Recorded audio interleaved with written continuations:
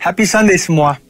Tema Voice of Pentecost hari ini adalah, apakah orang Kristen pasti berbuah? Sebagai orang percaya, hidup kita harus senantiasa berbuah, agar supaya memberikan kesaksian untuk orang lain dan sebagai bukti dari hasil kerja Roh Kudus. Jadi apa itu sebenarnya buah roh? Galatia 5 ayat 22-23 berkata, tetapi buah roh ialah kasih, sukacita, damai sejahtera, kesabaran, kemurahan, kebaikan, kesetiaan, kelemah lembutan, penguasaan diri. Tidak ada hukum yang menentang hal-hal itu. Kalau kita lihat secara biologi, buah adalah sesuatu yang dihasilkan oleh sebuah pohon sebagai bagian dari proses pertumbuhannya. Buah yang dihasilkan oleh sebuah pohon ditujukan untuk menyebarkan benih, dan proses tersebut bisa melalui berbagai macam cara. Benih tersebut bisa jatuh di tanah, terbawa oleh angin, dimakan oleh binatang atau manusia, dan seterusnya. Demikian juga dengan kehidupan orang Kristen. Hidup kita beberapa kali digambarkan seperti sebuah pohon. Kita ditanam, bertumbuh, lalu menghasilkan buah. Dalam konteks kekristenan, buah roh adalah sesuatu yang keluar dari kehidupan orang percaya setelah bertumbuh dalam Kristus. Dan pada akhirnya, buah tersebut ditujukan untuk menyebarkan benih firman Tuhan kepada semua orang. Ketika seseorang lahir baru dan mempunyai iman percaya kepada Yesus sebagai juru selamat, maka orang itu akan mengalami transformasi dalam kehidupannya yang dikerjakan oleh Roh Kudus. Apabila kita mengizinkan Roh Kudus bekerja, Dia akan memberikan karunia-karunia untuk melayani dan memanifestasikan sifat-sifat Allah melalui perilaku kehidupan kita, orang percaya. Sebab buah roh bukanlah sifat alamiah, melainkan karakter orang percaya yang diperbaharui karena melekat kepada Kristus. Dan ini merupakan sebuah tanda dari kedewasaan rohani. Sekarang kita akan membahas beberapa pertanyaan yang sering dibicarakan seputar buah roh. Yang pertama adalah, apakah seseorang bisa menunjukkan nilai-nilai kebaikan tanpa pendiaman Roh Kudus? Untuk bisa berbuat baik, seseorang tidak harus mengenal Roh Kudus. Banyak orang dunia berbuat kebaikan yang bahkan kadang terlihat seakan-akan lebih baik dari orang percaya. Hal ini karena semua orang dimanapun mereka berada dan dari budaya atau keluarga apapun bisa menerima dan menyetujui prinsip-prinsip buah roh. Namun ada perbedaan yang mendasari prinsip-prinsip dari buah roh tersebut antara orang percaya dan orang dunia. Bagi orang percaya, prinsip-prinsip buah roh dilakukan untuk memuliakan Tuhan. Semua ditujukan untuk menyenangkan Dia dan firman Tuhanlah yang menjadi standar untuk prinsip tersebut. Tetapi untuk orang dunia, yang hidupnya dikuasai oleh kedagingan dan tidak didiami serta dituntun oleh Roh Kudus, prinsip perbuatan baiknya didasari oleh pemahaman orang itu sendiri dengan motif yang berbeda-beda. Pertanyaan yang kedua adalah, apakah orang yang kelihatan berbahasa roh pasti menunjukkan buah roh dalam kehidupannya? Seseorang bisa saja berdoa dalam bahasa roh, tetapi masih hidup dalam kedagingan serta tidak menunjukkan tanda-tanda buah roh. Sebab dibutuhkan upaya oleh orang percaya supaya Roh Kudus senantiasa bekerja penuh, memimpin, dan membentuk karakter Kristus di dalam diri kita masing-masing. Sekali lagi, hal ini sama seperti sebuah pohon. Agar menghasilkan buah, maka pohon tersebut harus dirawat dan diberikan nutrisi supaya bisa bertumbuh dan menghasilkan buah. Seperti yang tertulis dalam Mazmur 1 ayat 1-3. Jadi, berbahasa roh tidak menjamin bahwa buah roh ada di dalam kehidupan seseorang. Bagaimana caranya supaya bisa menghasilkan buah roh? Kita harus melakukan disiplin rohani seperti bersaat teduh, berdoa, berbahasa roh, merenungkan firman Tuhan, bersekutu dalam kul, ikut pelayanan, membantu orang percaya untuk dapat hidup dalam pimpinan Roh Kudus, dan memberikan pelajaran praktis, sehingga mereka pun dapat menghasilkan buah roh dalam kehidupan mereka. Pertanyaan yang ketiga adalah, apa dampak buah roh dalam kehidupan orang percaya? Sama seperti buah yang berasal dari pohon tidak dimakan dan dinikmati oleh pohonnya sendiri, demikian juga halnya dengan buah roh. Buah roh yang dihasilkan oleh orang percaya ditujukan untuk membuat dampak kepada orang lain di sekitarnya. Rasul Paulus mengatakan bahwa orang yang menghasilkan buah adalah orang yang hidup sebagai anak-anak terang. Orang percaya yang menghasilkan buah roh pasti akan berdampak kepada orang lain di sekitarnya. Orang percaya dipanggil dan ditetapkan oleh Tuhan untuk menjadi terang yang dapat dilihat oleh orang lain. Jadi, tujuan akhir dari buah roh adalah supaya lebih banyak orang datang mengenal Tuhan Yesus akibat kesaksian hidup kita. Mari kita mengambil keputusan untuk terus menjaga dan merawat kehidupan rohani kita, supaya nanti pada waktunya, hidup kita juga menghasilkan buah untuk kemuliaan Tuhan. Saudara, untuk penjelasan lebih lengkapnya dari tim teologi kami, jangan lupa buka link yang ada di atas atau scan barcode yang tersedia. Selamat hari Minggu, Tuhan Yesus memberkati.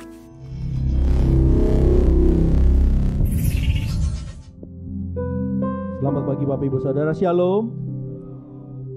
Apa kabar Bapak Ibu Saudara? Luar biasa ya, kita punya Tuhan yang dahsyat, Tuhan yang luar biasa, Tuhan yang setia, Tuhan yang tidak pernah meninggalkan kita, amin. Mari saya undang Bapak Ibu Saudara untuk bangkit berdiri. Kita mau memulai ibadah kita pagi hari ini. Kita satukan hati kita dalam doa. Bapa, kami mengucap syukur pada pagi hari ini Tuhan, atas segala kebaikan Tuhan, atas segala kemurahan Tuhan, penyertaan Tuhan, pemeliharaan Tuhan yang sempurna dalam hidup kami. Kami mengucap syukur Tuhan atas setiap kesetiaan Tuhan yang tidak pernah berubah. Terima kasih Tuhan Yesus. Terima kasih Bapa. Pagi hari ini kami datang Tuhan, di hadapan hadirat-Mu kami membawa ucapan syukur kami Tuhan. Kami mau bawa yang terbaik, bukan hanya sekedar dari mulut, bibir, lidah kami Tuhan, tapi kami bawa dari hati kami Tuhan. Dengan sungguh-sungguh Tuhan, kami mau berikan yang terbaik pagi hari ini. Dan kami bawa di dalam pujian penyembahan kami. Dan kami percaya Tuhan, semuanya menjadi dupa yang harum di hadapan-Mu, menjadi sesuatu yang manis Kau dengar. Dan kami percaya Tuhan pagi hari ini, biar kami yang semakin berkurang, Engkau semakin bertambah dalam hidup kami. Terima kasih Tuhan. Kami percaya pagi hari ini Tuhan yang pimpin ibadah kami dari awal, pertengahan sampai pada akhirnya. Tuhan, kami percaya kami semua diberkati, kami semua diurapi pagi hari ini, dan kami boleh memperoleh kemenangan daripada-Mu ya Tuhan. Terima kasih Tuhan, kami ucap syukur hanya di dalam nama Tuhan Yesus. Haleluya, amin. Silakan duduk kembali Bapak Ibu Saudara dalam hadirat Tuhan.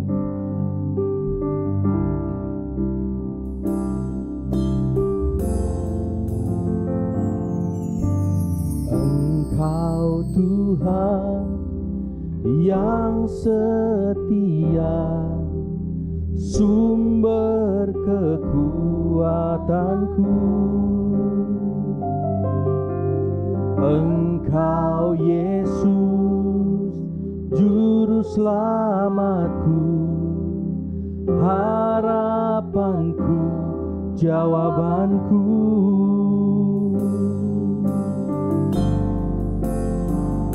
Yesus, Kau segalanya bagiku, Tuhan dan Rajaku. Kasih sayang-Mu melimpah di dalam hidupku. Salib-Mu tebusku, bebaskanku, sembuhkan aku. Ku percaya mujizat-Mu ku alami sekarang ini. Engkau setia Tuhan dalam hidup kami.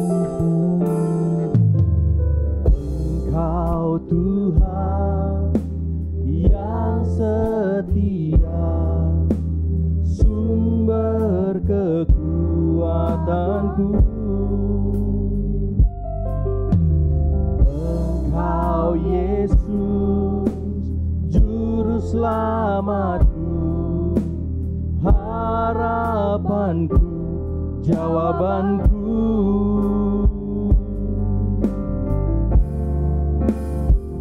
Yesus, Kau segalanya bagiku, Tuhan dan Rajaku.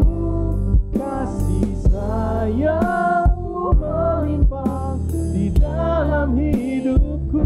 Salib-Mu tebusku, bebaskanku, sembuhkan aku. Ku percaya mujizat-Mu ku alami sekarang ini. Yesus, Kau segalanya bagiku, Tuhan dan Rajaku. Kasih sayang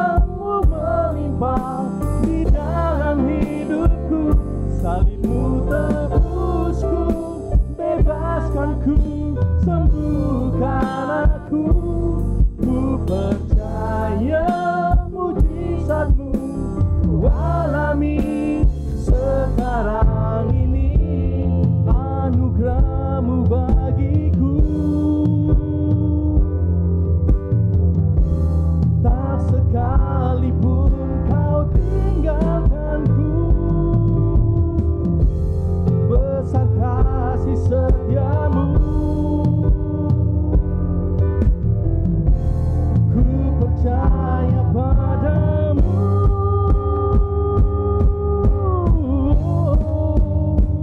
Yesus Kau segalanya bagiku, Tuhan dan Rajaku.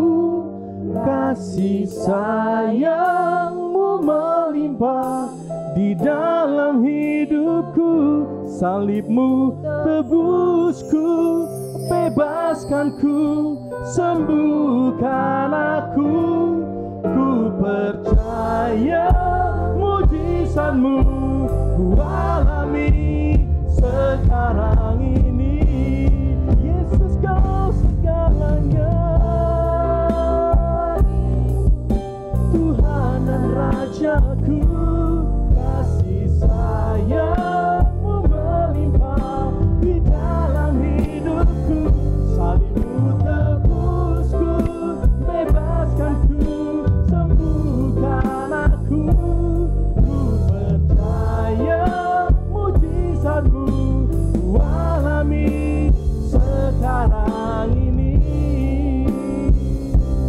Ku percaya mujizat-Mu ku alami sekarang ini.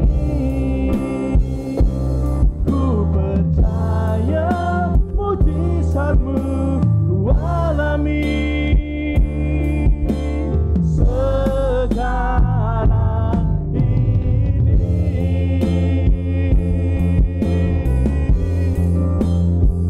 Terima kasih Tuhan buat kasih setia-Mu. Terima kasih. Syaramo, Yararamaya Shando. Kau Allah yang setia, Kau Allah yang sangat baik. Kami bersyukur. Terima kasih Tuhan. Kami percaya mujizat-Mu nyata di tempat ini Tuhan. Ya Rama Shikira Rama Rama Rama ya Rama Rama Ora Mana Rama Shikira Rama Rama. Pagi hari ini Tuhan, kami mau renungkan setiap kebaikan Tuhan.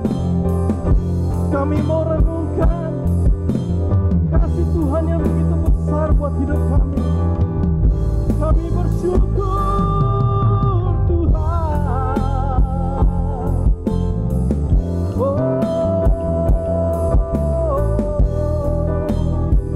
ya Rama Rama Rama Rama. Shira Rama ya Shira Rama Rama Rama. Hadirat-Mu nyata di tempat ini Tuhan.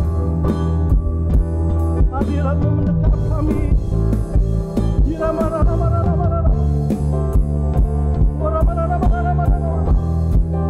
Kami percaya Tuhan, kuasa-Mu mengalir tempat ini pagi hari ini. Menjamah setiap kami Tuhan. Jamah setiap kami Tuhan. Kami butuh jamahan-Mu Tuhan.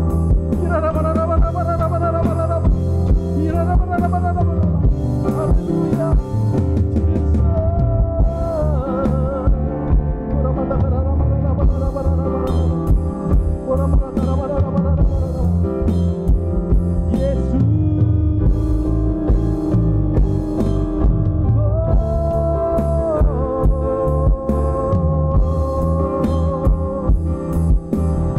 Kau segalanya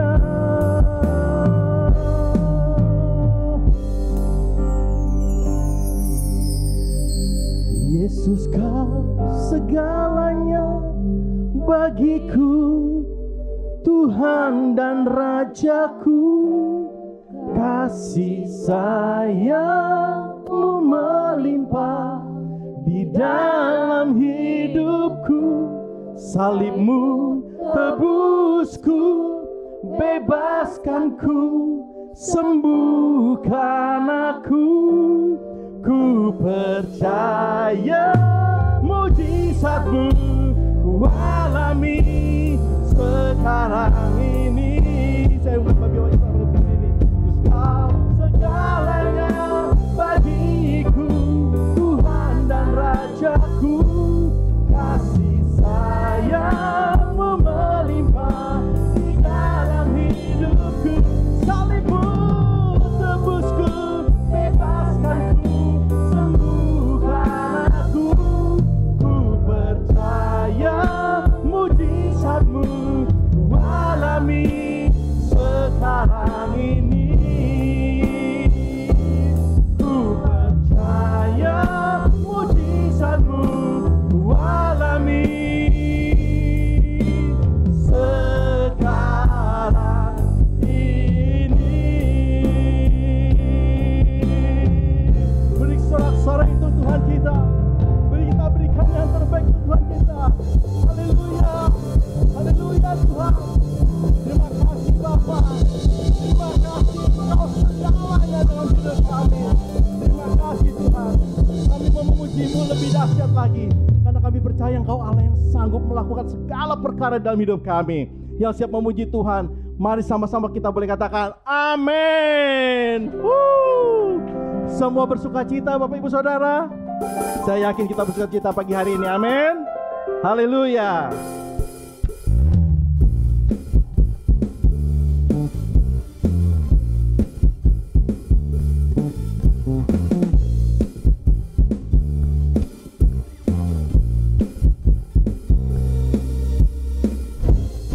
Apa yang tak pernah dilihat mata,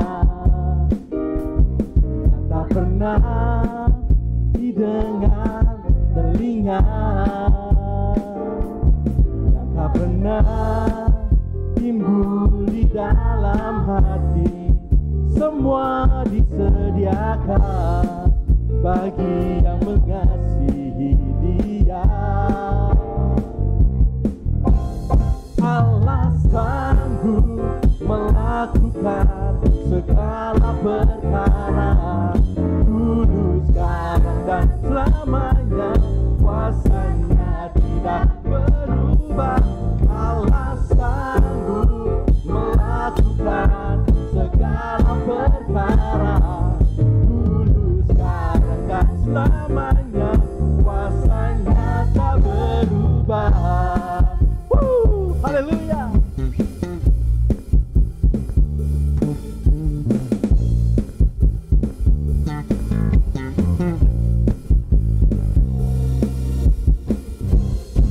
Apa yang tak pernah dilihat mata,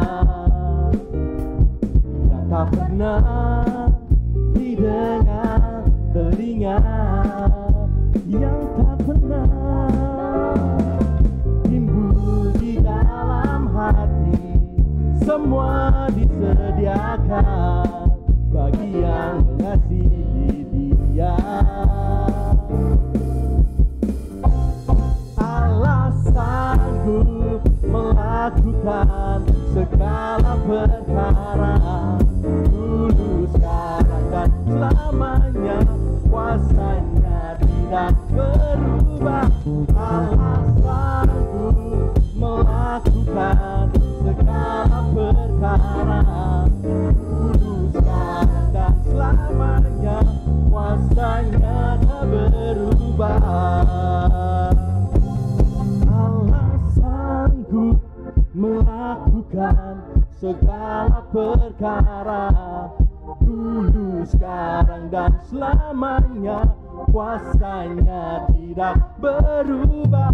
Allah sanggup melakukan segala perkara, dulu, sekarang, dan selamanya. kuasa-Nya tak berubah. Allah sanggup melakukan segala perkara, dulu, sekarang, dan selamanya. Kuasa-Nya tidak berubah. Allah sanggup melakukan segala perkara, dulu, sekarang, dan selamanya. Kuasa-Nya tak berubah. Dulu, sekarang, dan selamanya. Dulu, sekarang, dan selamanya. Dulu, sekarang, dan selamanya. Kuasa-Nya tak berubah. Haleluya. Haleluya. Haleluya. Yang percaya kita di tempat ini diberikan kuasa oleh Tuhan, boleh berikan sorak-sorai kita yang terbaik dari kita. Haleluya.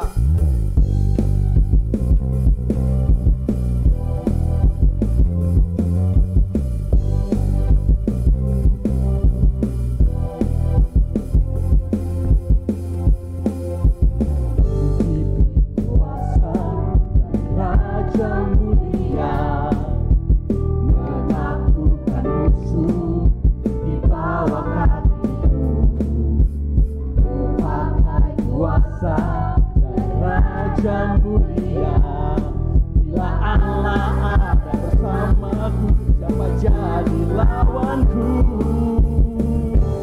Sungguh besar Kau Tuhanku, Engkau perisai hidupku. Berdiri dengan iman, iman dalam Yesus Tuhan. Kau yang memberi kemenangan, ku bersorak merayakan. Terpujilah Kau Raja, segala raja.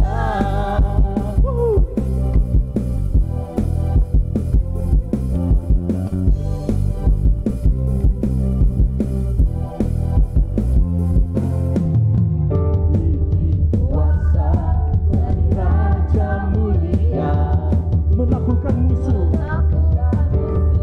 di bawah kakiku. Haleluya.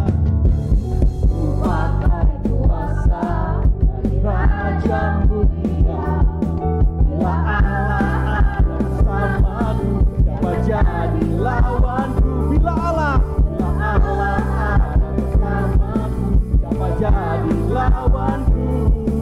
Bila Allah ada bersamaku, siapa jadi lawanku? Sungguh besar Kau Tuhanku, Engkau perisai hidupku. Dengan iman, iman dalam Yesus Tuhan. Kau yang memberi kemenangan, ku bersorak merayakan. Terpujilah Kau Raja, segala raja. Terpujilah Engkau Tuhan, Raja segala raja. Haleluya. Berikan sorak-sorai kita yang terbaik untuk Tuhan kita. Sorakan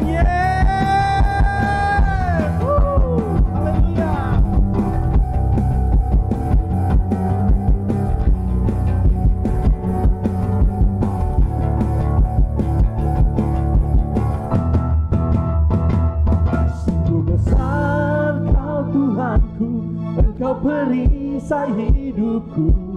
Ku berdiri dengan iman, iman dalam Yesus Tuhan. Kau yang memberi kemenangan, ku bersorak merayakan. Terpujilah Engkau Raja, segala raja. Sungguh besar Kau Tuhanku, Engkau perisai hidupku. Ku berdiri dengan iman, iman dalam Yesus Tuhan. Kau yang memberi kemenangan, ku bersorak merayakan. Terpujilah Kau Raja, segala raja. Terpujilah Kau Raja, segala raja. Terpujilah Kau Raja, segala raja.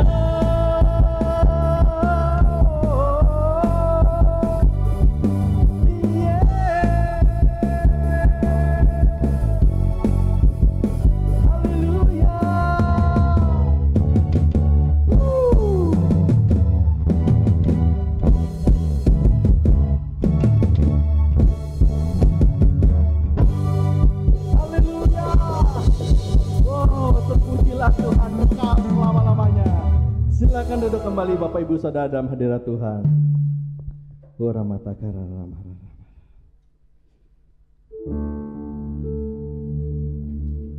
Terima kasih Tuhan.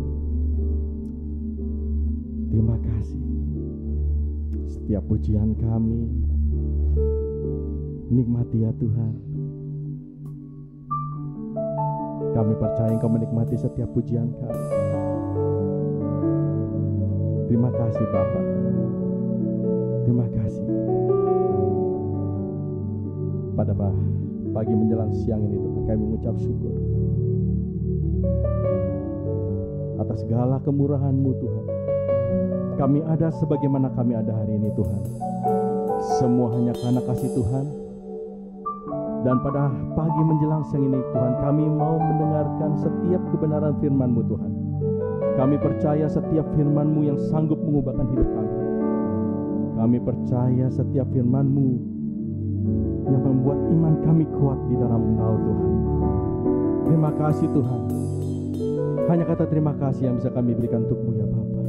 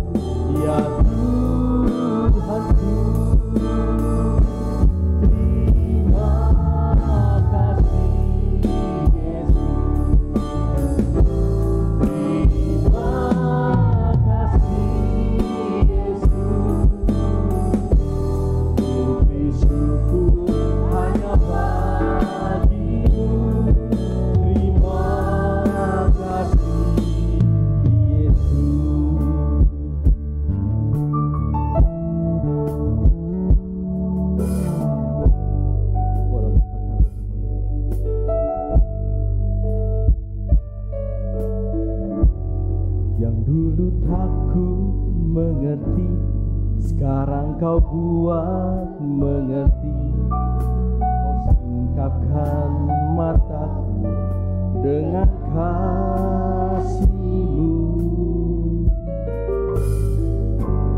yang tak pernah ku pikirkan. Sungguh Kau telah sediakan, Kau curahkan berkat-Mu limpah dalam hidupku. Terima kasih Yesus. Terima kasih Yesus. Beri syukur hanya bagi-Mu ya Allahku, ya Tuhanku.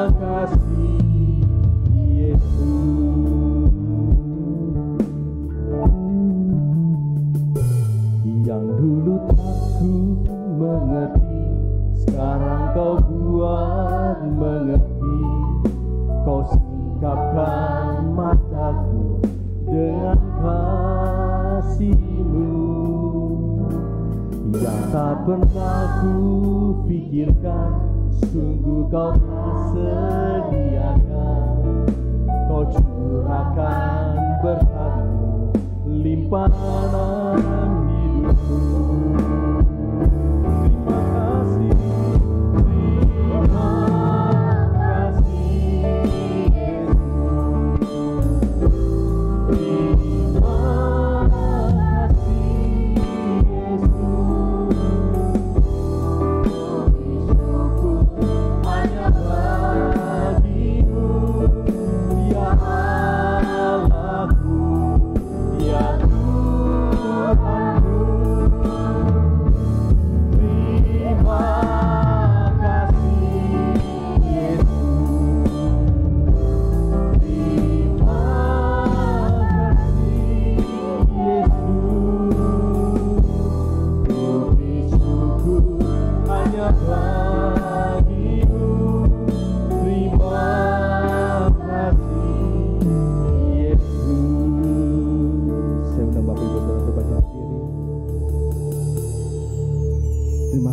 Tuhan. Terima kasih Bapa. Oh Tuhan Yesus, terima kasih. Terima kasih Tuhan Yesus, terima kasih. Betapa besar Engkau Tuhan. Setiap kebaikan-Mu yang kami renungkan pagi hari ini Tuhan, tidak pernah ada habisnya ya Tuhan. Terima kasih Tuhan, terima kasih. Kami tidak dapat membalas setiap kasih-Mu Tuhan. Terlalu besar Tuhan untuk kami Tuhan, untuk dapat membalas setiap kebaikan. Terimalah ucapan terima kasih ini Tuhan, yang kami bawa di dalam hati kami. Kami bawa di hadapan hadirat-Mu Tuhan. Kami mau nyatakan terima kasih kami dengan iman kami.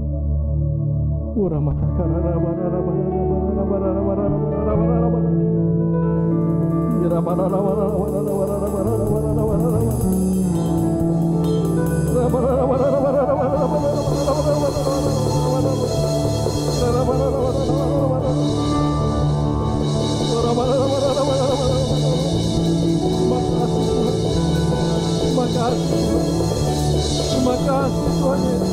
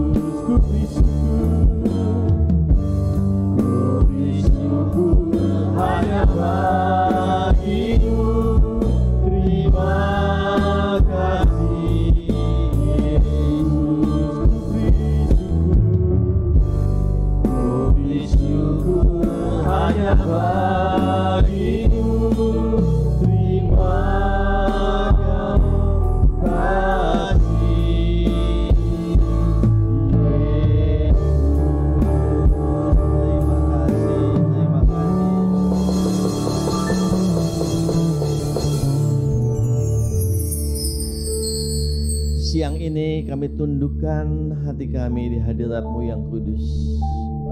Kami mau berkata terima kasih Tuhan. Banyak hal yang Kau singkapkan di dalam hidup kami, di dalam kasih-Mu. Orang berkata engkau enggak berguna, engkau lemah, engkau enggak bisa berbuat apa-apa. Tapi engkau berkata, jangan takut, di dalam kelemahanmu, kuasa-Mu akan kunyatakan di dalam hidupku. Seringkali banyak hal yang menekan hidup kita, tapi satu hal yang kita tahu, Dia Allah yang membimbing dan menuntun hidup kita. Dialah sumber kekuatan kita. Biar pada siang hari ini, dengan hati yang penuh ucapan syukur, kita datang kepada Tuhan. Kita rendahkan hati kita Dan kita mau berkata, inilah hati kami Tuhan, sebagai bejana yang telah Engkau bentuk. Kami gak mau bejana ini kosong Tuhan. Kami letakkan di bawah kaki-Mu, dan Engkau berkata, akulah air hidup Tuhan. Penuhi bejana kami dengan air hidup-Mu Tuhan. Biar air itu boleh melimpah-limpah Tuhan. Dan air itu boleh dinikmati kesejukannya bagi orang yang menjamah dan menyentuhnya Tuhan. Inilah hidup kami Tuhan. Inilah bejana hidup kami Tuhan. Kalau dunia berkata kami gak ada artinya, kami gak ada apa-apanya, tapi kami tahu kami berarti di hadapan-Mu Tuhan. Kami mau berguna di hadapan-Mu Tuhan. Dari itu ini kami Tuhan, umat-Mu, pakai untuk hormat kemuliaan nama-Mu. Dimanapun kami ada, air kehidupan yang melimpah yang Kau taruh di dalam bejana hati kami mengalir dan dinikmati oleh setiap orang yang bertemu dengan kami. Dan mereka boleh melihat air itulah yang menghidupkan jiwa-jiwa yang terhilang. Terpujilah Engkau Tuhan.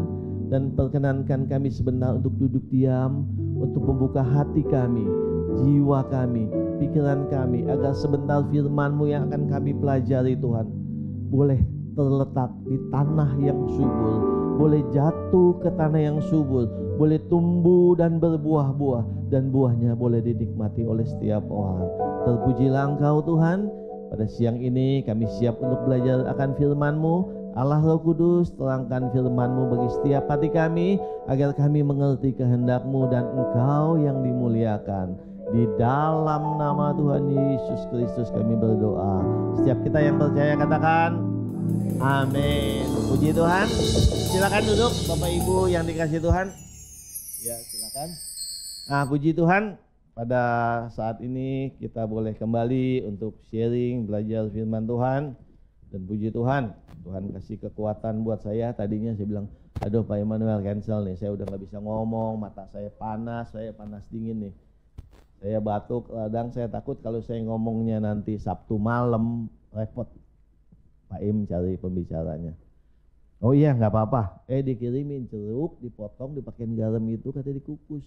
Coba makan, oke saya coba beli jeruk, saya makan dalam nama Yesus. Malamnya enak.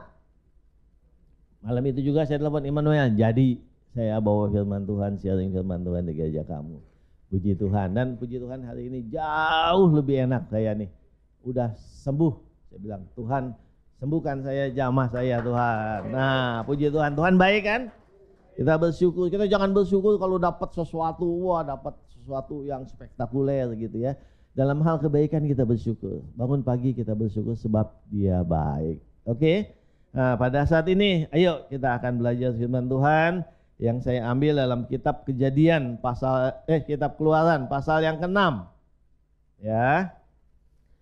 Ada satu perikop, ada satu cerita firman Tuhan yang membuat saya baca berulang-ulang. Nah, inilah panggilan Tuhan sebetulnya yang pertama. Di mana Tuhan berbicara kepada satu umat. Sebelum ayat itu Tuhan berbicara kepada pribadi-pribadi ya. Kepada Abraham dia bicara ya, kepada Ishak, kepada Musa, kepada Yakub dia berbicara pada waktu Yakub berdoa ya. Dan kali ini pertama kali Tuhan berbicara pada suatu kumpulan orang banyak, pada suatu umat yang dikatakan mereka yang menjerit kepada Allah, yang mereka tertekan dan tertindas. Yuk kita baca ayatnya ya. Ketemu Keluaran pasal 6 ayat 5, 6, 7. Ya, 3 pasal aja. 3 ayat aja akan kita baca. Udah dapat. Nah, ini ada ya. Saya baca di Alkitab yang edisi 2 yang terbitan baru. Kalau ada perubahan dikit enggak masalah ya. Sebab itu katakanlah kepada orang Israel, akulah Tuhan. Aku akan membebaskan kamu dari kerja paksa orang Mesir dan melepaskan kamu dari perbudakan mereka. Aku akan menebus kamu dengan tangan yang teracung, dengan hukuman-hukuman yang berat. 5, yang 6. Aku akan mengangkat kamu menjadi umatku. Tuhan yang ngomong ya. Dan akunya besar, akan menjadi Allahmu. Supaya kamu mengetahui akulah Tuhan Allahmu yang membebaskan kamu dari kerja paksa orang Mesir. 7. Aku akan membawa kamu ke negeri yang kujanjikan dengan sumpah untuk diberikannya kepada Abraham, Ishak dan Yakub, untuk memberikannya kepadamu untuk menjadi milikmu. Akulah Tuhan. Nah, saudara yang dikasih oleh Tuhan sampai 5, 6, 7 ayat 3. Kalau dari 3 perikop ini ada beberapa penekanan ya. Saya bagikan dalam 3 kelompok ya. Yang pertama, panggilan Allah ya untuk bertobat. Panggilan Allah untuk dibersihkan oleh Allah. Yang kedua, panggilan Allah untuk umat Israel menjadikan satu-satunya Allah yang harus dia sembah. Yang ketujuh, saya kasih tema, saya kasih judul ya, Allah ingin memindahkan bangsa Israel kepada suatu tanah perjanjian. Atau di zaman kita sekarang, Allah ingin memindahkan kita dari dunia kepada suatu tempat yang nama kerajaan. Kita ini kingdom, kita ini anak-anak Allah. Allah kita adalah raja, tempat kita bukan di bumi. Ya. Tesalonika bilang suatu saat kemah kita kemah ya. Paulus menulis menggambarkan rumah kita di bumi ini adalah kayak kemah yang suatu saat akan dibongkar kalau kemah kita yang di surga sudah jadi. Semua kemah kita akan dibongkar.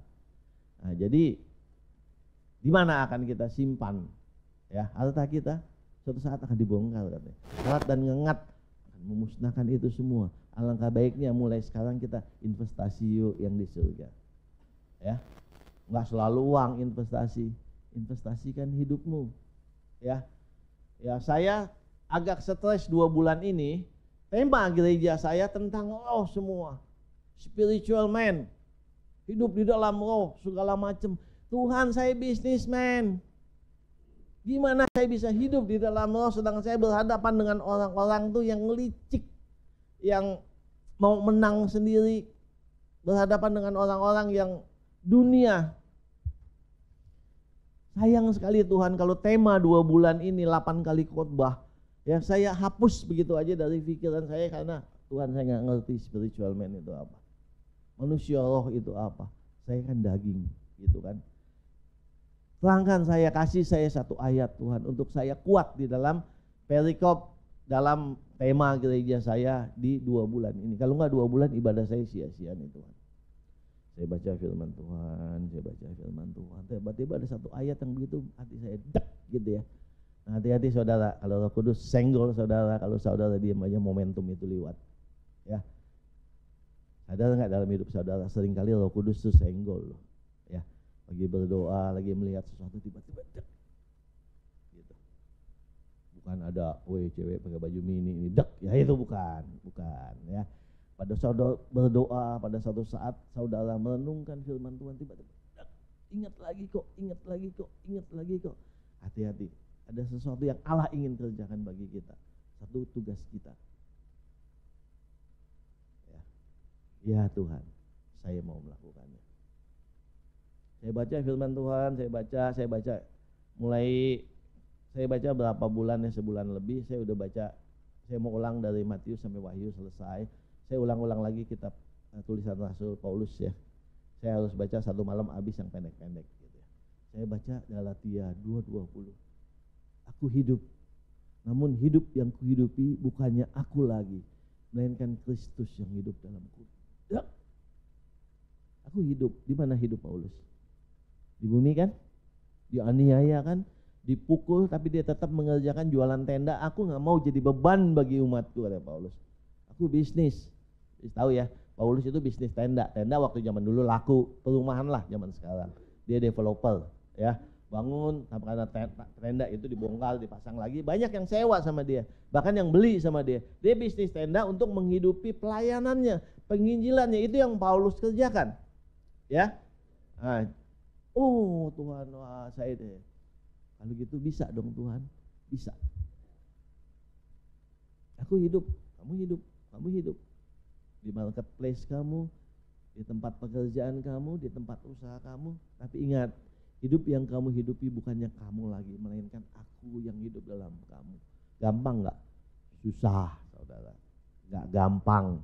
Tapi ada suatu kekuatan yang baru yang Tuhan berikan. Bukan nggak mungkin jadi spiritual man, jadi manusia roh. Karena pada waktu kita Kejadian pasal 1 ayat 27 dan 28 kita ingat, kita baca coba dengan teliti. Pada waktu pembentukan terjadi sudah berbentuk manusia, sudahkah manusia itu dikatakan hidup sebelum Allah mengembuskan rohnya ke dalam hidung itu ciptaannya? Belum. Pada waktu roh dihembuskan dikatakan dia hidup. Jadi kita ini adalah manusia yang hidup karena roh Allah yang dihembuskan ke dalam hidup kita. Jadi sadar saudara, mari jadi orang Kristen harus ya. Tapi ingat, kita adalah manusia roh yang harus hidup di dalam roh. Jangkauan kita adalah suatu yang sifat spiritual, yang sifat roh. Bukan kita di awang-awang hidup kita. Ingat, hidup di dalam roh artinya percaya di dalam kuasa Roh Kudus. Itu bukan hidup di awang-awang, tapi hidup, aku hidup. Tapi ya hidup yang kuhidup ini bukan aku lagi, melainkan Kristus. Mari kita berjalan bersama Kristus. Saudara, ya, berpikir dengan pola pikir Kristus. Saya ketua pemuda cukup lama. Ada kalimat, hendaknya engkau sehati sepikir di dalam Kristus. Nggak mungkin lah rapat aja berantem melulu gitu kan. Untuk saya ketua pemuda lama ya. Rapat ribut. Mau apa sih ini gereja gitu kan. Nggak mungkin lah sehati sepikir dalam Kristus. Sebab kenapa kita tidak sepikir dan sehati dalam Kristus? Sebab hidup yang kau hidupi itu masih kamu, bukannya aku lagi, kata Tuhan. Coba kalau hidup yang kau hidupi ini bukan kamu lagi, melainkan Kristus yang hidup yang di dalammu. Saya percaya semua keputusan yang timbul, selisih debat boleh dalam mengambil keputusan. Oh, saya mau cat kuning supaya enak. Oh, kuning nggak enak, saya mau begini. Itu no problem. Tapi pada waktu keputusan diambil, Roh Kudus memimpin warna apapun catnya. Dengan pimpinan Roh Kudus saya akan selesai clear. Itu bukan ribut namanya ya. Untuk mengambil keputusan berdasarkan suara terbanyak. Tapi kami dulu ribut mulu, selisih lagi sampai udah dah gitu kan. Nah, sebab apa? Pada waktu itu aku hidup, tapi yang ku praktekkan di dalam gereja, di dalam bisnis, di dalam setiap apa yang kita kerjakan itu aku gitu. Bukan Kristus yang hidup di dalamku, bahkan Kristus ini mungkin gak hidup di dalam aku. Ya. Nah, jadi saya dibukakan, spiritual man itu bisa berjalan dalam kehidupan kita, dalam kehidupan orang percaya. Yang kedua, saya melihat yang kedua 6, aku akan mengangkat engkau menjadi umatku, dikatakan. Pada waktu itu kenapa Allah menyatakan ya, akulah Tuhan. Ya, dalam 3 pasal ini ada penekanan saya dapatkan ya. Poin yang pertama, akulah Tuhan, pasal 5. Yang ke-6, akulah Tuhan, dikatakan gitu. Ada kan ya? Akulah Tuhan. Ada penekanan yang kedua apa? Aku akan. Ya, kalau kita simak lagi pelan-pelan, kalian di rumah catat. Yang ketujuh juga, aku akan. Ya, jadi kita harus sadar. Pertama, Allah memperkenalkan dirinya sebagai akulah Tuhan, akulah Yahweh, akulah Allah yang ada itu. Sebab kenapa? Bangsa Israel, bangsa Mesir dilambangkan sebagai bangsa yang memiliki 1000 dewa. Dewa, ilah. Jadi kalau bilang Allah dalam tanda kutip ilah, bagi orang Israel yang sudah 430 tahun, bagi orang umat bukan bangsa waktu itu, belum menjadi bangsa. Umat Israel yang tinggal di Mesir selama 430 tahun dari zaman Yusuf, itu hal yang biasa. Allah ilah, ilah kodok ya. Jadi saudara, kalau saudara selidiki, saudara baca buku, semua tulah-tulah yang terjadi di Mesir yang kemudian yang dikatakan aku akan menghukum mereka dengan keras, dengan tangan yang teracung, itu ilah-ilah yang Allah kalahkan. Di sana ada ilah kodok, ilah nyamuk, mereka dewakan semua, dan Allah membuktikan dengan perantara hambanya Musa dan Harun, semua dikalahkan ya. Kalau ke saudara baca tulah itu kan ya, itulah yang terjadi. Akulah Allah, akulah Yahweh, Allah yang hidup, Allah yang adalah ada. Enggak seperti Allah mereka, itu Allah enggak ada gitu kan. Dia memperkenalkan diri. Yang kedua dikatakan aku akan. Jadi dia cuma membutuhkan respon dari umat Israel pada waktu itu. Pada saat ini juga yang Allah butuhkan bagi kita apa sih? Cuma respon dalam hidup kita. Apa responmu dalam panggilan Tuhan? Marilah datang kepadaku engkau yang letih, lesu dan beban berat. Aku akan memberikan kelegaan. Respon aja. Ya Tuhan, aku mau. Maka sesuatu akan terjadi bagi kita. Ya. Yohanes Pembaptis sedemikian rupa, bertobatlah sebab kerajaan Allah sudah dekat. Cuma satu responnya, bertobat. Terima dia yang akan datang setelah Yohanes Pembaptis. Dia yang menanggalkan kasutnya pun aku gak layak katanya. Terima dia, bukan terima aku. Aku memanggil engkau supaya kamu bertobat. Ya. Nah, yang ketiga, yang ke-8 dikatakan apa? Yang ke-7, aku akan membawa engkau ke negeri yang kujanjikan dengan sumpah kepada Abraham, Ishak dan Yakub. Aku akan memberikan kepadamu untuk menjadikan milikmu. Akulah Tuhan. Sekali lagi, saudara yang dikasih oleh Tuhan. Sekali lagi, ya. Tempat bangsa umat Israel bukanlah di Mesir. Mesir adalah suatu tempat yang melambangkan dosa, yang melambangkan perbudakan, yang melambangkan hal-hal yang membuat manusia yang tidak bisa berbuat maaf. Aku akan memberikan suatu tanah yang kujanjikan kepada nenek moyangmu, Abraham, Ishak dan Yakub. Demikian juga saudara, Allah ingin memanggil kita. Dunia ini bukan tempat kita, tapi kamu hidup di dalamnya. Sampai suatu saat, ya, yang Allah sediakan adalah kita suatu kerajaannya, yang Allah siapkan bagi kita semua. Inilah 3 panggilan, ya, 3 panggilan yang Allah berikan kepada umat Israel pada waktu itu. Dan kalau kita membaca keseluruhan perikop ini, suatu saat umat Israel pada waktu itu dinyatakan, Allah menyatakan kuasanya dengan apa? Terjadi tulah-tulah, membuktikan akulah Allah. Dia membuktikan, dia mematahkan semua kuasa-kuasa yang terjadi di Mesir. Dikatakan Allah mereka, tanda kutip, semua dikalahkan melalui hambanya Musa. Sehingga pada akhirnya kita lihat, ya, kelepasan terjadi. Ya, bangsa Israel boleh keluar, umat Israel boleh keluar, dan pada saat itulah, ya, Allah merubah namanya. Ya, engkau adalah pahlawan-pahlawanku. Engkau adalah bala tentaraku. Ya.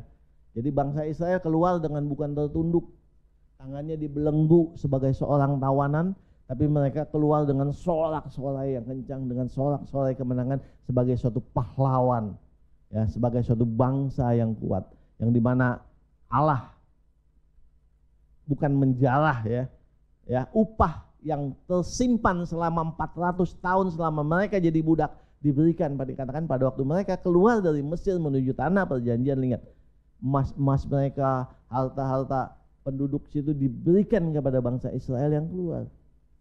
Ya, jadi jelas, ya, bangsa Mesir selalu pakai anting. Sampai di dalam anting emasnya itu ada dewa yang mereka sembah. Ya, jadi emas itu perhiasan selalu dipakai oleh mereka. Ya, salah satu dewa mereka adalah dewa yang mereka pakai untuk itu, sehingga diberikan kepada mereka yang keluar, ya, sebagai suatu harta. Ya, jadi kita mesti berpikir, ada orang ini jimat, ini apa? Bagi kita nggak ada jimat.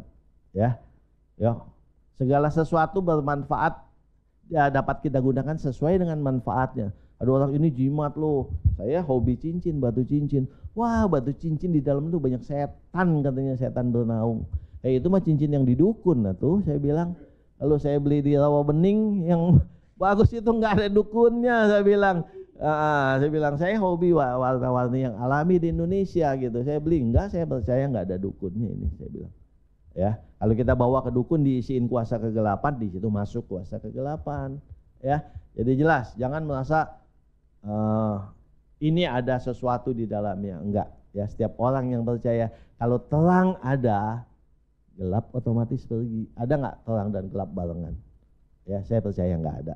Nah, Bapak Ibu yang dikasih oleh Tuhan, jadi penekanan yang pertama dikatakan aku akan, artinya Allah yang bertindak dalam hidup kita. Tugas kita tinggal terima aja.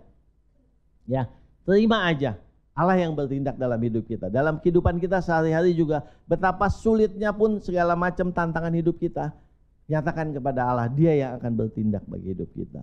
Nah, poin kedua, saya kasih penekanan. Ada 2 hal yang diucapkan lebih, itu adalah tanda yang penting sekali yang mesti kita perhatikan.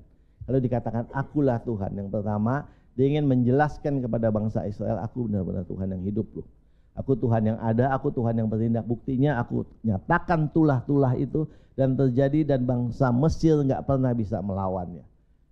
Kemudian kalau kita membaca firman Tuhan, nggak terlalu banyak yang diucapkan 2 kali. Ada nama-nama yang dipanggil secara 2 kali. Lihat, ada menghasilkan sesuatu yang spesial. Contohnya apa? Ayo, siapa yang pernah nyimak ada yang dipanggil 2 kali ini? Ya, coba kita lihat. Allah pernah bilang begini ya, Samuel, Samuel. Ada nggak pernah panggilan itu? Ya, ada. Dikatakan pada waktu itu firman Tuhan jarang sekali terdengar. Juga nubuat-nubuat nggak ada. Samuel sudah tua, matanya pun sudah rabun. Pada waktu malam hari dia sedang tidur. Samuel tidurnya dekat bait Allah. Yuk kita buka deh.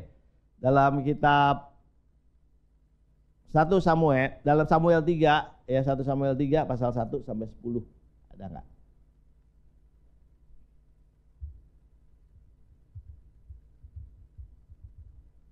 Ya, 1 Samuel 3 1 sampai 10. Samuel yang muda menjadi pelayan Tuhan di bawah pengawasan Imam Eli. Pada masa itu dikatakan firman Tuhan jarang terdengar. Penglihatan pun tidak sering, ya. Kalau firman Tuhan jarang terdengar, apa yang saudara pikirkan? Mungkin Tuhan menjauh. Ya, belum sampai, nggak sampai situ dulu deh. Nah, saudara, saya baca ulang, saya pikirin. Pertama, mungkin nggak Samuel itu nggak bisa menangkap suara Eli atau bukan? Berapa tahun Samuel dikasih ke Imam Eli? Biasanya seseorang diberikan kepada Imam Eli karena saat itu setelah dia lepas susu. Ya, seorang lepas susu umurnya berapa tahun? 3 tahun. Biasanya 3 atau 4 tahun. Dikatakan ini Samuel muda, bukan Samuel anak, ya. Beda loh, muda sama anak ya. Jadi Samuel muda kira-kira umurnya berapa? 12, 13 lah gitu ya. Artinya sudah 10 tahun dia hidup barengan sama Imam Eli tiap hari, bukan seminggu sekali. Kayak saudara-saudara kan ketemu Bapak Gembala seminggu sekali, ya. Kecuali catur mungkin tiap hari, ya. Nah, kalau saudara kan ini tiap hari dia sama Imam Eli. Bayangin aja nih, saya sedang membayangkan pada waktu bacanya ya. Tiap hari ketemu Imam Eli segala macam, tiba-tiba ada suara yang lain yang manggil Samuel, Samuel. Dia datangnya ke Eli. Mungkin nggak? Bisa mungkin, bisa tidak kalau saya bilang. Pasti dia peka, saya aja peka. Lalu saya lagi di atas, ada pintu terbuka, cetek, tutupnya nggak bunyi, oh saya tahu ini siapa. Lalu tutup, buak gitu, saya tahu siapa ini. Gitu, ya. Kita tahu gitu ya, oh itu siapa tuh yang masuk gitu kan. Nah, jadi pasti kita tahu. Tapi saya melihat karena Samuel menghormati Imam Eli. Dia menghargai Eli. Ya, Bapak, engkau memanggil aku? Saya percaya Samuel tahu ada suara lain yang memanggil dia. Tapi karena dia begitu menghormati Imam Eli, tetap dia. Sampai Imam Eli katakan, kalau ada satu kali yang ngomong, bilang, ya Bapak, aku mendengarkannya. Inilah hati seorang hamba. Ya, kita lihat. Dia menghargai. Dia tahu nggak anaknya nggak benar? Tahu, saya yakin. Dia tahu nggak Imam Elinya benar loh. Tapi nggak benar juga kalau orang tua, seorang imam anaknya nggak benar didiemin gitu kan. Secara hidup di hadapan Tuhan pribadinya benar. Tapi cara mendidik anaknya Imam Eli mungkin nggak benar. Tapi kita lihat Samuel tetap menghargai. Ya. Dan kedua, pada waktu firman Allah jarang terdengar. Jangan berpikir Allah itu nggak ada. Ya, jangan berpikir Allah itu udah nggak dekat lagi sama aku. Terpikir nggak saudara dan saya ada hal yang kedua. Pada waktu firman Allah udah nggak terdengar lagi, kita sedang bergeser menjauhi Allah. Ya, pada waktu kita berjalan bersama-sama dengan Allah, pasti firman Allah sering terdengar. Tapi pada waktu Allah sedang berjalan, kita membelokkan kaki kita ke arah yang menjauhi Allah. Saya percaya momen itulah terjadi yang di tengah-tengah bangsa Israel pada waktu itu. Firman Allah jarang terdengar. Penglihatan pun udah gak sering lagi. Nah, Bapak Ibu, saudara yang dikasihi Tuhan, masih gak dengar firman Allah? Ada gak masih baca firman Tuhan, masih das? Apa ini? Diulang-ulang. Makanya pakai Alkitab. Perikop saudara baca, di bawahnya ada footnote kecil. Lukas bilang gini, yang lain bilang apa sih? Matius bilang apa sih? Yohanes bilang apa sih? Gitu. Jangan pakai handphone, nggak ada. Coba handphone saya yakin sih nggak ada nih catatan kaki di bawahnya. Lalu kita lebih lama lagi enak, setiap ayat dikurung gitu. Ini ada di mana? Kalau ini di bawahnya cari. Ya. Saudara, saya himbau di rumah baca Alkitab. Saya baru beli lagi nih. Alkitab ada banyak di rumah, tapi saya beli lagi edisi 2. Ada beberapa perubahan kata. Ya, saya mau lihat perubahannya di mana sih gitu. Jadi, saudara, baca Alkitab. Ya, firman Allah adalah firman yang hidup. Ya. Dia akan masuk ke dalam hati kita, dia bergerak, akan memimpin hidup kita. Ya. Jadi jangan biarkan, ya. Boleh firman Allah jarang terdengar pada waktu itu, tapi dia berkata kepada Samuel, karena Samuel menyediakan hatinya, dia ada di bait Allah, ada dekat bersama-sama dengan Allah. Dia tidur di bait Allah dikatakan, bukan berarti saudara besok rame-rame kumpul tidur di sini, enggak. Dia hatinya dekat dengan Allah. Nah, saudara, seberapa dekat hati kita dengan Allah itu adalah pribadi kita masing-masing.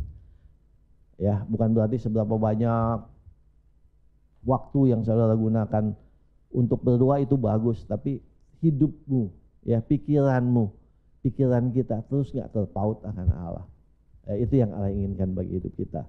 Ya, jadi jelas saudara.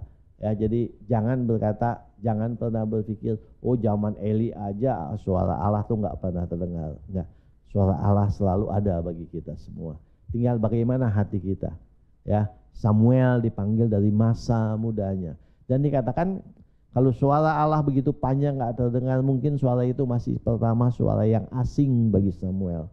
Tapi Samuel tahu pasti itu bukan suara Imam Eli, suara yang lain, yaitu suara Allah sendiri. Nah, jadi mari saudara, teman-teman semua, Bapak Ibu, lebih sensitif lagi dengan gerakan Roh Kudus. Dengan gerakan suara Allah berbicara di tengah-tengah kita. Kita aliran sama, kita dari gereja karismatik. Ya, kita mengandalkan Roh Kudus dalam hidup kita. Dan ini adalah era Roh Kudus. Pada waktu Tuhan Yesus naik ke surga dikatakan, aku memberikan penolong di tengah-tengah kamu. Dia akan mengingatkan kamu, menyadarkan kamu, memimpin kamu kepada kebenaran firman Allah. Jadi ingat, Roh Kudus, andalkan hidupmu Roh Kudus. Ya, karena dialah yang memimpin kita. Yesus sedang tunggu di surga. Sampai kapan? Sampai kita selesai mengalahkan si jahat, membawa ke si jahat itu ke tumpuan kakinya, kata Wahyu. Itu tugas kita loh, ya. Ya, dikatakan dia mengalahkan musuhnya dan tumpuan si jahat itu sampai berlutut bersimbah di tumpuan kaki Yesus. Yang bawa itu siapa? Kan Yesus lagi berdoa sama Bapa. Berdoa buat kita, yaitu kita umat-umatnya yang ditugaskan mengalahkan si jahat, mengalahkan si iblis, karena kuasanya situ sudah diberikan bagi kita. Ya, jelas ya. Nah, mau contoh lagi yang dipanggil 2 kali, siapa? Saulus. Apa yang terjadi dengan suatu pribadi yang namanya Saulus kalau saudara baca? Ya. Dalam Kisah Rasul pasal 3 ayat 3, saya nggak bacakan di sini. Saudara lihat apa yang terjadi. Saulus tadinya menganiaya habis-habisan orang Kristen, menjadi rasul yang menulis sekian banyak, ada 13 kalau nggak salah ya, di dalam kitab Perjanjian Baru yang menjadi acuan kita orang percaya. Luar biasa. Dipanggil, ada satu spesial. Yang kedua, yang terakhir, apa? Saudara dapat Marta. Ya, pernah dengar itu? Marta kata Tuhan. Yesus bilangin tuh Maria, saya motong nih banyak bener nih makanan yang saya siapkan sebentar untuk orang yang akan datang. Saya harus sidangkan. Maria enak-enakan tuh di depan kakimu Tuhan. Suruh dia bantuin saya. Apa kata Yesus? Marta, Marta. Maria sudah mengambil bagian yang benar dan yang terbaik. Kalau kita baca kisahnya, ini gak berhubungan dengan keselamatan ya. Maria, Marta, dan saudara yang laki-laki siapa? Yang meninggal? Lazarus. Dikatakan mereka adalah kaum esenik ya. Mereka kaum esenik adalah kaum yang ada suatu tempat yang digunakan untuk orang-orang susah itu boleh datang ke situ makan. Ya. Enggak, Tuhan Yesus ngomong begini ya. Orang yang susah itu selalu dekat dengan aku. Alangkah susahnya orang kaya masuk kerajaan surga, ya. Lebih mudah seekor onta masuk ke lubang jarum, kata Tuhan Yesus. Yesus dekat dengan orang-orang miskin. Yesus dekat dengan Maria, Marta dan Lazarus, ya. Karena mereka kaum esenik, mungkin sering-sering Tuhan Yesus datang ke sana makan juga sambil memberitakan firman Tuhan di tempat-tempat mereka. Nah, dikatakan dan hal yang Marta lakukan adalah hal yang rutinitas bertahun-tahun dilakukan. Gitu dong. Sayur datang pagi-pagi, makan pagi jam berapa? Jam 11, jam 12 lah. Ya, jam 10 dia udah mesti potong-potong segala macam. Ya, ada suatu rutinitas di dalam kehidupan si Marta, sehingga pada waktu sayur datang pikirannya udah gak kemana-mana, udah mau potong sayur, sidangin. Tapi jam 12 banyak orang yang susah mau makan ini. Kita kan udah komitmen nih, jadi panti sosial, jadi orang yang melayani. Ya, jadi kalau mereka datang, makanan harus tersedia. Dia nggak tahu yang datang itu ada lebih daripada siapapun juga. Allah sendiri, Tuhan Yesus sendiri yang datang ke tempat itu. Saudara, jangan sampai rutinitas kita mengabaikan suatu hadirat yang spesial datang ke hidup kita. Jangan sampai waktu kita, ya. Pada waktu Tuhan Yesus datang, sibuk Tuhan. Rutinitas saya harus saya lakukan. Tadi jam 12 banyak orang mau makan nih Tuhan. Tadi kelaparan mereka Tuhan. Kemarin-kemarin Maria bantuin gak? Saya yakin Maria bantuin. Pada waktu Yesus gak ada, Maria bantuin. Kerja sama-sama. Ya, tapi pada waktu Yesus datang, Maria mengambil bagian yang terbaik. Contoh yang sering diulang-ulang dibawakan sama anak sekolah minggu, anak siapapun juga. Mari kita tarik satu esensi yang lebih pada saat siang hari ini ya. Ya, berapa sering Tuhan Yesus hadir dalam hidup kita, tapi momen itu kita lewatin begitu aja. Ya, berapa banyak Roh Kudus nyenggol hati kita lewatin begitu aja. Berapa banyak firman Tuhan yang kita dengarkan di atas mimbar maupun di YouTube sekarang banyak menyenggol hati kita, habis itu udah selesai. Gitu ya. Coba responi mulai sekarang, responi dengan lebih. Karena momentum itu akan lewat. Ya enggak? Momentum itu seperti kalau masih kecil kita suka main tembak-tembakan kan ya. Ya kalau kudanya jatuh itu, tapi di jalan kuda itu. Padahal kita di jalan kita nggak mau tarik ini pelatuk, kita nggak tembak. Pelatuknya momen-momen itu lewat gitu ya. Nah, ada banyak momen yang Allah sediakan buat kita semua. Ada banyak momentum anak-anak muda yang Tuhan sediakan, pelayanan ini segala macam ya. Gereja ini momentum suatu saat nanti 10 tahun lagi bukan yuyu lagi yang di sini. Ya, generasi adik-adik kamu. Ini momen melayani, ada masanya selesai tugas kamu. Ya. Ada momen bisa pemuji 20 tahun lagi mimpin puji-pujian sini enggak. Ada momennya suatu saat akan selesai. Dan inilah momentum yang Allah panggil layani Tuhan dengan sungguh. Semua ID, semua. Ya. Jangan lalukan momentum itu yang begitu aja. Jangan seperti Marta. Biasa Tuhan nih rutin masak. Ada 100 orang mau datang nih mau makan nih Tuhan. Dan mereka nggak makan habis saya. Dia nggak sadar bahwa Yesus hadir di tengah-tengah rumah mereka. Yang harus mereka dengarkan, yang harus dia layani. Dan dikatakan Maria mengambil tempat yang benar dan yang baik. Nah saudara, mari ada contoh-contoh yang luar biasa ya. Ya, yang ketiga dikatakan aku akan memberikan tanah yang kujanjikan kepada nenek moyangmu Abraham, Ishak dan Yakub. Kalau saya baca 3 itu selalu disebutkan pada waktu Allah menyatakan dirinya. Ya, artinya Allah yang kita sembah, Allah yang memperhatikan generasi.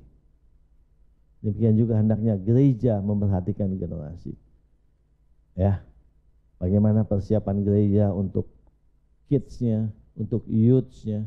Karena generasi kita akan putus, akan masuk ke generasi berikutnya. Dan kita lihat visi misi gembala senior kita luar biasa. Ya, ada Pentakosta ketiga. Ada ketiga berarti ada kesatu, ada kedua kan. Ya, ada generasi, bergenerasi. Seberapa gereja mempersiapkan generasinya? Ya, untuk generasi berikutnya. Bagaimana bisa mempersiapkan generasi yang baik? Ya dididik dengan baik, dikasih firman Tuhan dengan baik, diarahkan dengan baik, enggak asal-asalan. Bagaimana guru-gurunya di training sedemikian rupa, apa yang diberitakan itu benar. Ya, berapa banyak? Jujur, guru-guru sekolah minggu sekarang memberitakannya belum tentu benar gitu ya. Jadi disitulah seniornya, kakak-kakak seniornya, bahkan gembala sidang, ibu gembala sidang mengarahkan, memberikan pengarahan kepada guru-gurunya supaya kalau perlu mau cerita apa besok cerita dulu di depan saya.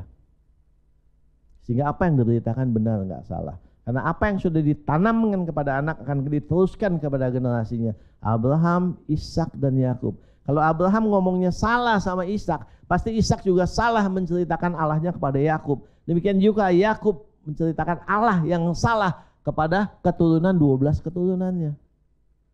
Tapi saya percaya pada waktu sehingga apa yang mereka ceritakan itu benar adanya, sehingga setiap generasi mengerti siapa Allah yang diperkenalkan oleh nenek moyangnya. Nah, saudara yang dikasihi Tuhan, mari siapkan ya. Dikatakan aku akan memberikan tanah yang kujanjikan ya kepada nenek moyang kita. Demikian hidup kita ya. Pada suatu saat perjalanan kita selesai, yang Allah inginkan bukan di tempat ini. Ada satu kingdom, ada suatu kerajaan yang Allah persiapkan bagi kita orang yang percaya. Di mana tempatnya kita nggak perlu tahu. Yerusalem baru itu di mana sih? Di surga apa di bumi sih? Jangan pikirin. Pokoknya yang Yesus siapkan adalah yang terbaik buat kita. Itu enggak? Ya, saya diajarkan resesi 2024 segala macam, jangan pikirin kalau saudara bersama dengan Yesus. Ya, resesi akan dilampaui. Bukan berarti bisnis kita, mungkin bisnis kita ikut-ikutan, tapi kita dikasih cara mengelola uang yang dengan metode Tuhan. Ya, jangan takut.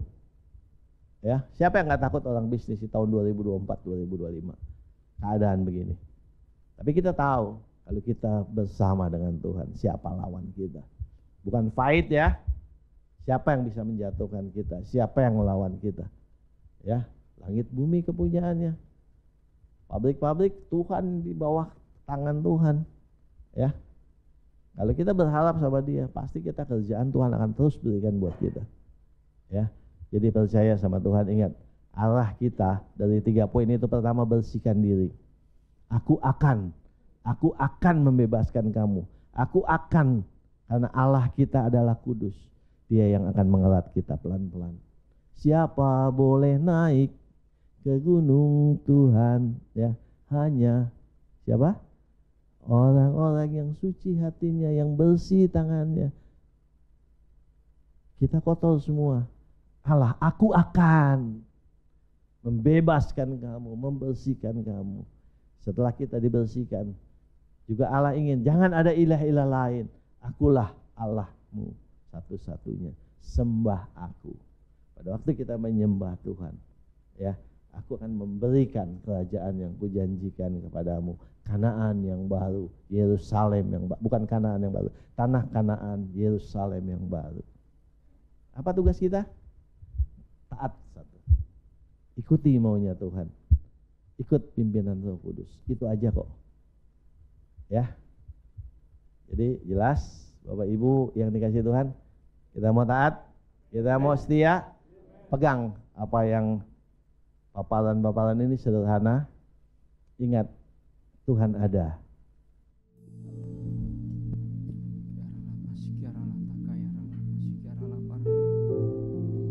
Kami mengucap syukur Tuhan buat siang hari ini.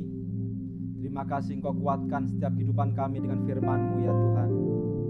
Engkau terus bawa kami untuk kami lebih mengutamakan Engkau ya Tuhan. Kami percaya Roh-Mu yang hidup itu terus menyertai setiap kehidupan kami.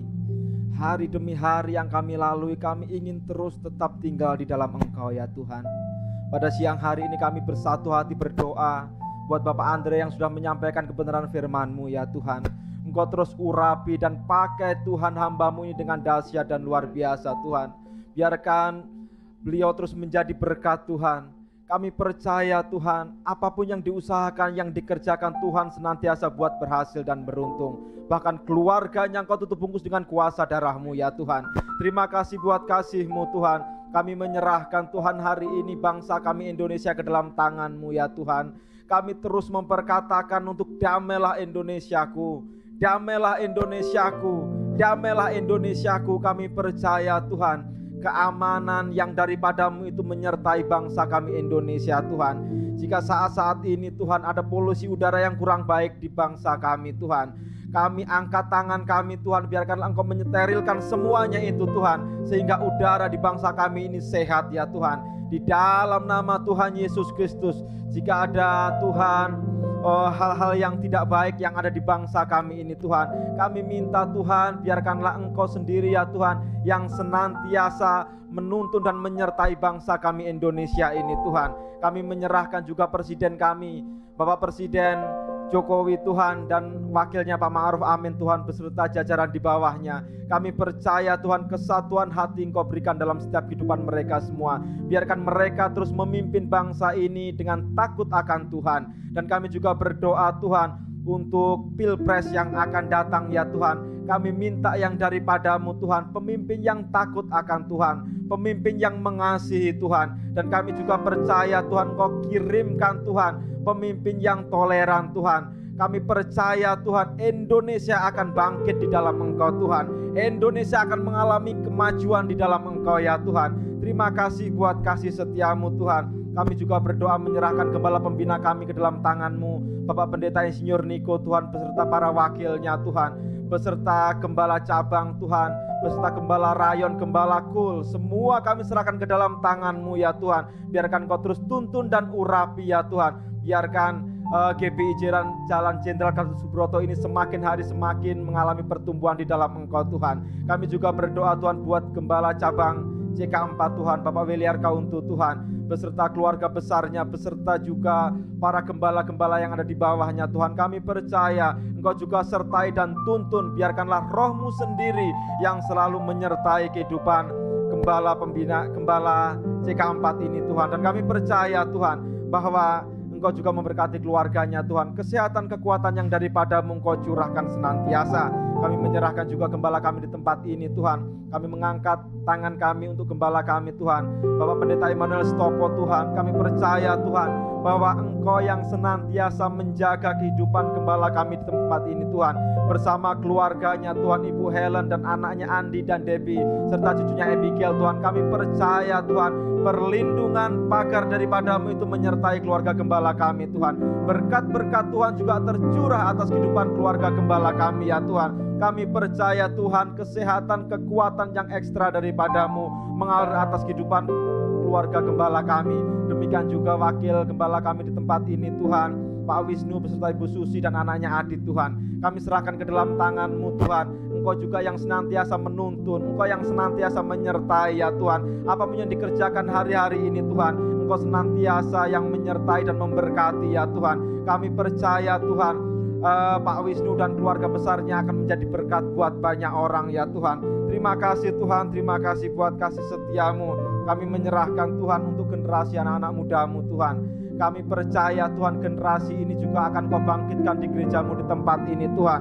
Generasi Yeremia, generasi yang militan, generasi yang takut akan Tuhan, generasi yang cinta mati-matian Engkau Tuhan. Engkau akan munculkan di tempat ini Tuhan. Kami percaya Tuhan, siapkan setiap kehidupan kami ya Tuhan. Persiapkan setiap kehidupan kami untuk terus memberitakan Injil-Mu, untuk menjangkau jiwa-jiwa itu untuk kemuliaan nama-Mu Tuhan. Kami mengucap syukur Tuhan, dan kami juga berdoa buat jemaat-Mu yang ada di tempat ini Tuhan. Engkau terus urapi dan sertai ya Tuhan. Kiranya Engkau sembuhkan setiap mereka yang sakit Tuhan. Engkau kuatkan setiap mereka yang lemah, dan Engkau hiburkan setiap mereka yang susah Tuhan. Kami percaya setiap jemaat-Mu yang mengalami permasalahan, Engkau juga memberikan jalan keluar ya Tuhan. Terima kasih buat kasih-Mu. Sebelum kami berpisah satu dengan yang lain Tuhan, kami juga mau menerima berkat yang daripada-Mu Tuhan. Terima kasih.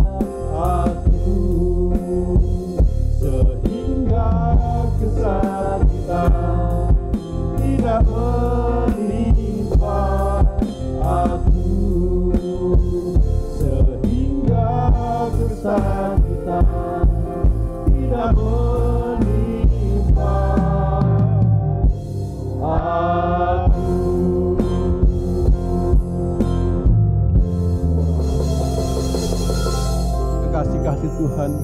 Mari kita persiapkan diri untuk menerima berkat daripada Tuhan. Tuhan memberkati engkau dan melindungi engkau. Tuhan menyinari engkau dengan wajah-Nya dan memberi engkau kasih karunia. Tuhan menghadapkan wajah-Nya kepadamu dan memberi engkau damai sejahtera. Kekasih-kasih Tuhan, terimalah berkat yang berlimpah-limpah dari Allah Bapa yang Maha Kuasa, cinta kasih yang sempurna dari Yesus Kristus, Putranya yang tunggal Tuhan kita, dan penghiburan daripada Roh Kudus kiranya menyertai saudara dan saya hari ini sampai kekal selama-lamanya. Setiap kita yang percaya sama-sama katakan amin. Haleluya Tuhan. Mari bersama-sama perkatakan iman dalam Mazmur 91. Dalam lindungan Allah, orang yang duduk dalam lindungan yang maha tinggi dan bermalam dalam naungan yang maha kuasa akan berkata kepada Tuhan, tempat pelindunganku dan kubu pertahananku, Allahku yang kupercayai.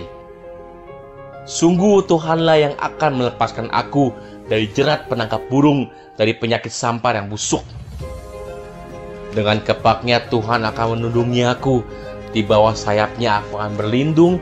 Kesetiaannya ialah perisai dan pagar tembok. Aku tak usah takut terhadap kedahsyatan malam, terhadap panah yang terbang di waktu siang, terhadap penyakit sampar yang berjalan di dalam gelap, terhadap penyakit menular yang mengamuk di waktu petang. Walau 1000 orang rebah di sisiku dan 10.000 di sebelah kananku, tetapi itu tidak akan menimpa aku. Aku hanya menontonnya dengan mataku sendiri dan melihat pembalasan terhadap orang-orang fasik. Sebab Tuhan ialah tempat perlindunganku, yang maha tinggi telah kubuat tempat perteduhanku. Malapetaka tidak akan menimpa aku, dan tulah tidak akan mendekat kepada kemahku. Sebab malaikat-malaikatnya akan diperintahkannya kepadaku untuk menjaga aku di segala jalanku.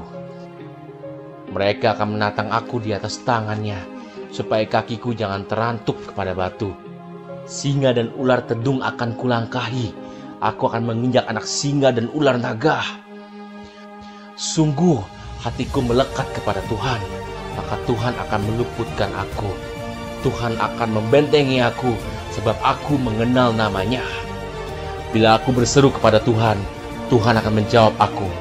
Tuhan akan menyertai aku dalam kesesakan. Tuhan akan meluputkan aku dan memuliakan aku. Dengan panjang umur akan Tuhan kenyangkan aku, dan akan Tuhan perlihatkan kepadaku keselamatan daripadanya. Amin. Mari saya undang jemaat yang dikasihi Tuhan untuk kita bersama-sama memperkatakan apa yang dimaksud dengan Pentakosta ketiga. Pentakosta ketiga adalah pencurahan Roh Kudus yang dahsyat di zaman ini melebihi yang terjadi di Azusa Street.